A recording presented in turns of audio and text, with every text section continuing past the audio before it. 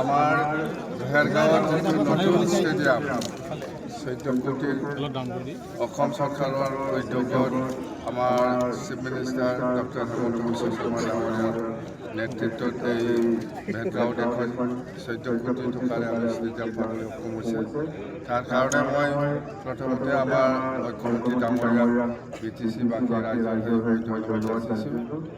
আৰু এই ষ্টেডিয়াম হোৱাৰ লগে লগে নিশ্চয় ভেৰগাঁও অঞ্চলত সকলো খেলুৱৈসকলে ভাল এটা সুবিধা পাব বুলি মই বিৰাট বিশ্বাস আৰু ভাল হ'ব বুলি মই কামনা কৰিছোঁ। তো যেন হওক আজি ৰাতিপুৱাৰ পৰা আমাৰ প্ৰথমত আমি খৈৰাবাৰীত ফুটবল ষ্টেডিয়াম মিনি ষ্টেডিয়াম এটা অপেনিং কৰিলোঁ আৰু ইয়াৰ পিছত ইনডোৰ ষ্টেডিয়াম আৰু ইয়াৰ নেক্সটত আমাৰ একলব্য স্কুল আৰু এতিয়া আমাৰ 3 নম্বৰত আছে এতিয়া এই ভেৰগাঁৱত ষ্টেডিয়াম। ইয়াৰ পিছত আকৌ 4 নম্বৰত আছে এই আজি পুৰা দিনটোৱে আমাৰ ভেৰগাঁও বা ভেৰগাঁও চাব ডিভিজন ৰাইজৰ কাৰণে শুভলক্ষণ বা শুভ দিন বুলি আমি ক'ব পাৰোঁ। মানে আমি বহুত আঁচনি আমি উদ্বোধন কৰিলোঁ, ফাউণ্ডেশ্যন কৰিলোঁ আৰু পাম।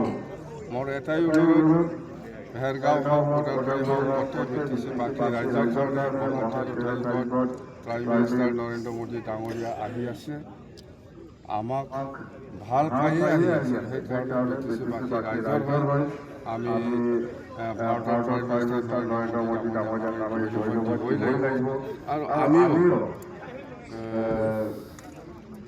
BTC বাকী ৰাইজৰ সকলো জাতি জনগোষ্ঠীৰ সেইদিনা উপস্থিত হ'ব কাৰণে মই যাব হাজাৰ হাজাৰ মানুহ যাব।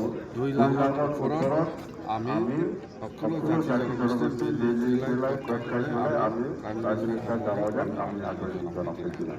ছাৰ এনেকুৱা 4টা 11টা নহয় 126টা সমষ্টি আছে। 126টাৰ ভিতৰত আমি NDA হিচাপে খেলিব আৰু 100টাৰ তলত আমি নাপায়। চৰকাৰ আমাৰ NDA হ'ব। ওদালগুৰি কেইটা খেলিব ছাৰ? কি কেইটা 126টা টোটেল।